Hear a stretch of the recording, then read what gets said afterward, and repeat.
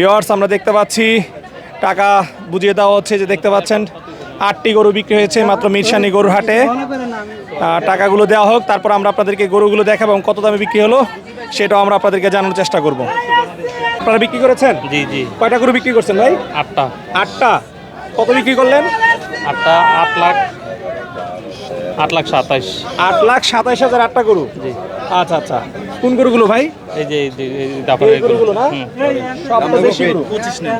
দর্শক মিরসানি হাটে 8টি সুন্দর সুন্দর দেশি গরু বিক্রি হয়ে গেল 8,27,000 টাকায়। আপনারা?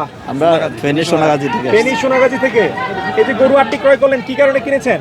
এগুলো আমরা বিক্রির উদ্দেশ্যে কিনি। বিক্রি করবেন এখান থেকে নিয়ে কুরবানিদের জন্য?